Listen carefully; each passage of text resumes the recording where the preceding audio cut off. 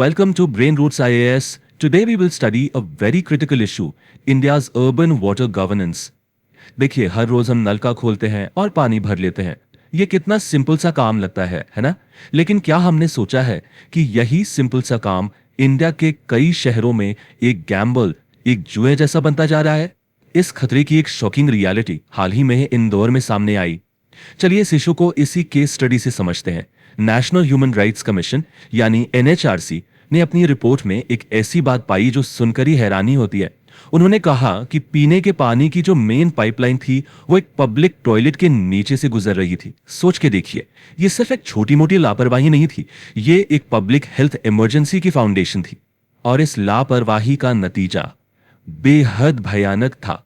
जो पानी नालों में आ रहा था उसमें सिर्फ गंदगी नहीं बल्कि इकोलाई, साल्मोनेला और कॉलेरा फैलाने वाले विब्रियो कॉलेरे जैसे डेंजरस बैक्टीरिया का एक डेडली कॉकटेल था।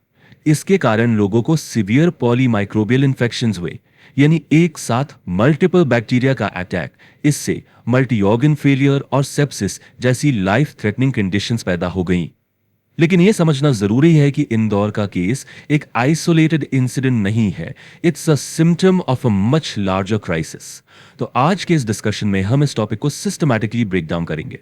पहले हम देखेंगे कि ये एक नेशनल वाइड प्रॉब्लम कैसे है, फिर will dive into the systemic leaks, आखिर हमारा सिस्टम फेल क्यों हो रहा है। इसके बाद will look at the solutions, forging a new flow यानी गवर्नमेंट इनिशिएटिव्स क्या है, and finally a blueprint for the future, आगे का रास्ता क्या होना चाहिए। तो चलिए शुरू करते हैं हमारे पहले सेक्शन से। आइए समझते हैं कि ये समस्या सिर्फ इंदौर तक ही सीमित क्यों नहीं है और क्यों ये पूरे देश के शहरों के लिए एक वार्निंग है। इस प्रॉब्लम की ग्रेविटी को समझने के लिए एक नंबर देखते हैं, 100 मिलियन। नीति आयोग की 2018 की एक रिपोर्ट के मुताबिक दिल्ली और बैंगलोर जैसे 21 बड़े शहरों में लगभग 10 करोड़ लोग ग्राउंड वाटर डिप्लीशन यानी जमीन के नीचे के पानी की कमी से डायरेक्टली अफेक्ट होने वाले हैं। ये नंबर साफ दिखाता है कि हमारे शहरों में पानी की डिमांड और सप्लाई के बीच कितनी बड़ी खाई बन चुकी है। और देखिए, ये कोई वन ऑफ इंसिडेंट्स नहीं है, there is a clear pattern of system failure जो बार बार रिपीट हो रहा है। याद कीजिए 2019 का चेन्नई वाटर क्राइसिस, जब शहर के चारों मेन रेजर्वॉयर्स सूख गए थे। फिर हाल ही में 2024 का बेंगलुरु वाटर क्राइसिस, जिसने इंडिया की टेक कैपिटल को हिला दिया। और अब इंदौर का कंटामिनेशन क्राइसिस। ये सब क्या दिखाता है कि हमारा सिस्टम क्लाइमेट चेंज और ओवरयूज के प्रेशर में बार बार कोलैप्स कर रहा है। तो यहां एक लॉजिकल सवाल उठता है कि अगर प्रॉब्लम इतनी क्लियर है तो ये बार बार हो क्यों रहा है? What are the root causes? चलिए अब हमारा नेक्स्ट सेक्शन देखते हैं, द सिस्टेमिक लीक्स। यहां हम समझेंगे कि हमारे अर्बन वाटर सिस्टम्स में आखिर खामियां कहां हैं। सबसे पहली और सबसे बड़ी प्रॉब्लम है जिसे हम कहते हैं अ फ्रैगमेंटेड इंस्टीट्यूशनल फ्रेमवर्क। इसका मतलब क्या है?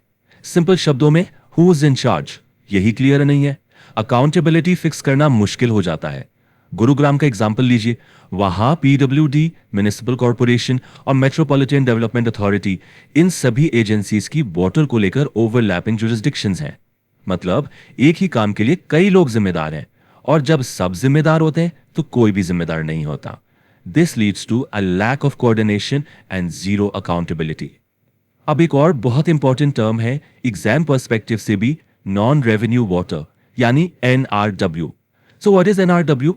ये वो ट्रीटेड वाटर है जो सिस्टम से सप्लाई तो किया जाता है बट कंज्यूमर तक पहुंचने से पहले ही लॉस्ट हो जाता है। इसके दो मेन रीजंस है। पहला, फिजिकल लॉसेस जैसे कि पुरानी एजिंग पाइपलाइन से लीकेज, और दूसरा एपेरेंट लॉसेस जैसे पानी की चोरी या अनमीटर्ड यूजेज। और इसका स्केल कितना बड़ा है ये देखिए, ऑन एवरेज इंडिया में ऑलमोस्ट 38% ट्रीटेड वाटर एनआरडब्ल्यू के कारण लॉस्ट हो जाता है। आप इसको ऐसे समझिए, हर 100 लीटर साफ पानी में से 38 लीटर हम तक पहुंचता ही नहीं है। This is a colossal waste of our precious resources and money. NRW के अलावा और भी क्रिटिकल चैलेंजेस हैं। First, inadequate waste water treatment. इसका सबसे बड़ा एग्जांपल है दिल्ली की Yamuna river. Second, over reliance on depleting ground water sources, जैसा कि हमने बैंगलोर क्राइसिस में देखा। एंड थर्ड, हमारी प्लानिंग में क्लाइमेट रिस्क्स का इंटीग्रेशन ना होना। हम ड्रॉट्स और फ्लड्स जैसे एक्सट्रीम वेदर इवेंट्स के लिए तैयार नहीं हैं। ओके, सो अभी तक हमने प्रॉब्लम्स को काफी डिटेल में डिस्कस किया। Now let's shift our focus to the solutions. हमारा नेक्स्ट सेक्शन है फॉर्जिंग अ न्यू फ्लो। यहाँ हम देखेंगे कि इन चैलेंजेस से निपटने के लिए नेशनल इनिशिएटिव्स क्या है। गवर्नमेंट ने इस डायरेक्शन में कुछ इंपॉर्टेंट मिशंस लॉन्च किए हैं, जैसे कि जल जीवन मिशन अर्बन, जिसका एम है यूनिवर्सल टैप वाटर कवरेज। दूसरा है AMRUT 2.0, which focuses on water body rejuvenation and aquifer management. फिर है जल शक्ति अभियान, जो वाटर कंजर्वेशन को एक मास मूवमेंट बनाना चाहता है थ्रू पब्लिक पार्टिसिपेशन। ये सभी सही दिशा में उठाए गए कदम हैं। लेकिन while these missions are very important, experts believe कि एक truly sustainable future के लिए हमें इन स्कीम्स से आगे बढ़कर वाटर गवर्नेंस को ही री इंजीनियर करना पड़ेगा। So let's move to our final section, a blueprint for the future. यहाँ हम deeper structural reforms की बात करेंगे। तो experts क्या recommend करते हैं? There's a clear 4-step approach. Step 1, upgrade infrastructure. Modern technologies जैसे कि acoustic leak detection यूज करके NRW को reduce करना। Step 2, create a single authority. हमने fragmented governance की बात की थी। उसका सोल्यूशन है एक single city level body for water, sewerage and storm water management, one city one authority. Step 3, integrate climate risks, resilience build करना, for example through lake restoration. And step 4, mandate waste water reuse, यानी treated waste water को non portable purposes के लिए use करना compulsory बनाना, ताकि fresh water supply पर pressure कम हो। इन सभी रिफॉर्म्स को एक साथ लाने के लिए एक होलिस्टिक फ्रेमवर्क है, जिसे 3 P's फ्रेमवर्क कहते हैं। इफेक्टिव गवर्नेंस के लिए इन 3 P's को अलाइन करना जरूरी है। फर्स्ट P इज पॉलिसी, अलग अलग सेक्टर्स की पॉलिसीज में सिनर्जी होनी चाहिए। सेकंड P इज पीपल, लोगों की एक्टिव पार्टिसिपेशन जरूरी है। And the third P is place, cities और उनके वाटर सोर्सेस के बीच बेटर कोऑपरेशन होना चाहिए।